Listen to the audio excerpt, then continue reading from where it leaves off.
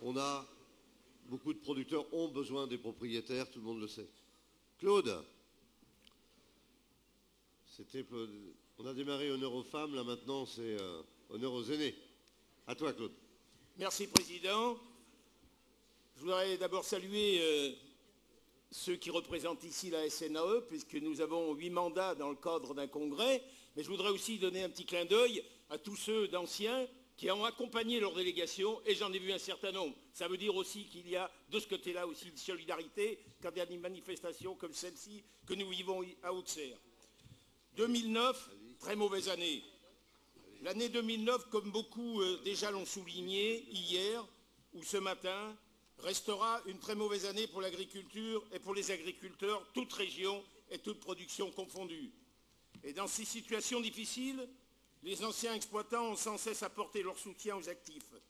Présents dans les différentes manifestations des FDSEA et jeunes agriculteurs, dans les grandes surfaces pour relever les prix, ou encore en accompagnant toute forme d'action syndicale et aussi les manifestations pour la communication pour le grand public. Le 16 octobre, dans les grandes villes de France, nous étions nombreux à vos côtés pour partager vos inquiétudes et dénoncer la baisse du revenu agricole. Et nous avons parfois eu l'occasion de nous exprimer sur la revalorisation des retraites en 2009, qui ont malheureusement été une déception supplémentaire. Malgré les déclarations du Premier ministre au SPACE 2008 et les engagements du président Sarkozy en février 2009, moins de 5% des retraités ont vu le montant de leur retraite augmenter de 50 à 150 euros par mois. La grande masse des revalorisés n'a obtenu qu'une augmentation ridicule de l'ordre de 1 euro à 10 euros par mois. Les critères élaborés par les technocrates de Bercy, qui se sont traduits dans les décrets d'application en février 2009, étaient, une fois de plus, très restrictifs. Ainsi, l'enveloppe prévue à hauteur de 116 millions d'euros pour ces revalorisations de 2009 n'a été consommée qu'à hauteur de 80 millions d'euros. Malgré le travail important des caisses de MSA pour appliquer cette mesure, la déception chez les anciens exploitants a été très forte. La SNAE a dénoncé une fois de plus ces injustices et en accord avec la FNSEA a pu obtenir quelques petites améliorations qui, avec un an de retard, corrigent quelques lacunes constatées dans les décrets d'application cités plus haut. Malgré les revalorisations successives des retraites agricoles depuis 15 ans, celles-ci restent tout au bas de l'échelle des retraites en France. La moyenne des retraites françaises, tout régime confondu, est de 1 250 euros par mois. La moyenne des retraites agricoles se situe à moins de 780 euros par mois. Si l'on compare ce chiffre aux 880 euros du seuil de pauvreté officiellement défini, les retraités de l'agriculture, et particulièrement les épouses et les veuves, se sentent humiliés et révoltés. Ils n'admettent pas que les promesses du président de la République sur l'octroi pour tous et toutes d'un minimum retraite ne soient pas respectées, quelles que soient les carrières. C'est vrai, dont certaines sont effectivement incomplètes.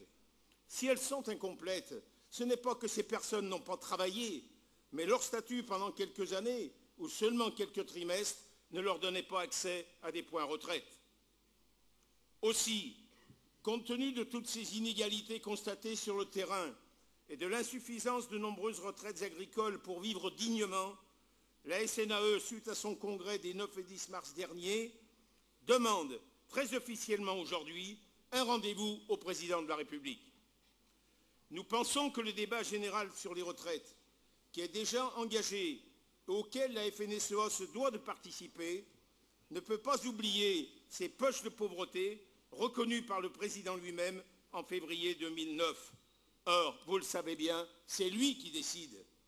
Les mesures prises d'ailleurs pour les actifs à l'automne 2009 et celles annoncées encore récemment au Salon de l'agriculture le confirment, même si ces demandes étaient effectivement sollicitées par la FNSEA et le président sait quelque chose, c'est bien le président de la République qui a décidé des mesures pour accompagner ces difficultés.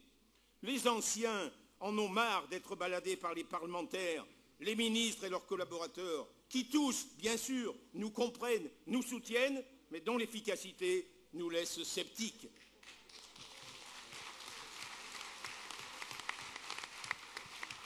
Alors, ce ne serait pas d'ailleurs la première fois que la SNAE doit obtenir ce rendez-vous.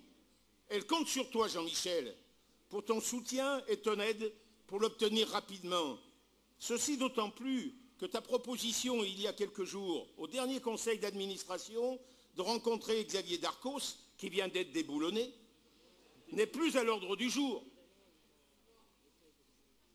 Mais au nom des 100 000 adhérents que représente la SNAE, je veux réaffirmer ici, à cette tribune, notre fidélité à la FNSEA et à nos fédérations départementales.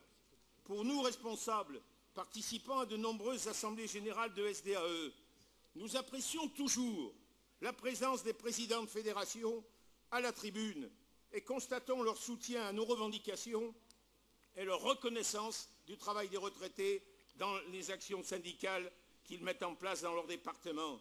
Cette relation, il va sans dire qu'elle est indispensable, et l'on peut regretter que quelques départements n'aient pas cette volonté.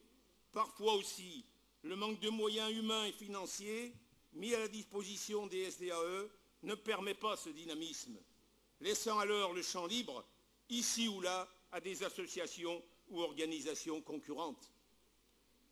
Plus de 40 départements ont mis en place au sein des SDAE un service médiation. Nous proposerons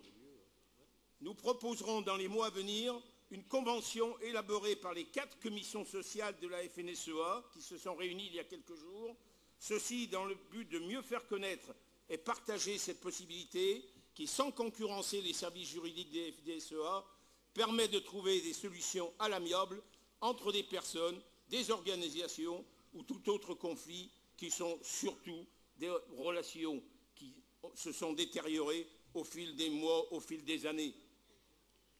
Je ne peux terminer mon propos sans évoquer la retraite complémentaire obligatoire. Jean-Bernard Bayard serait étonné si je n'en parlais pas d'ailleurs. Sans doute. Je peux donc terminer mon propos sans évoquer la RCO issue de points gratuits ou cotisés. Tous les retraités d'hier et d'aujourd'hui apprécient ce plus sur le montant de leur retraite. Et chacun sait que l'évolution des retraites, et notamment leur augmentation, sera davantage le résultat de la complémentaire que de la retraite de base. Celle-ci a été généreusement revalorisée pour 2010 de 0,90%. Or, depuis 2003, la cotisation RCO est restée fixée à 2,97 du revenu professionnel. Certes, celui-ci est en difficulté, et nous l'avons bien vu à travers les interventions hier et encore ce matin. Et la participation des pouvoirs publics à ce régime n'est pas à la hauteur, c'est vrai, des engagements prévus.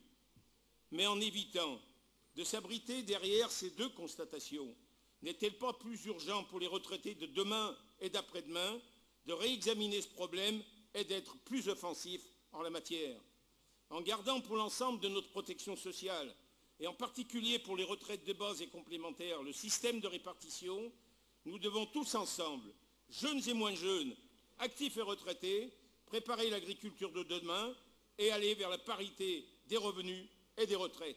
La SNAE et chacune de nos sections départementales comptent sur vous et sur la FNSEA. Merci.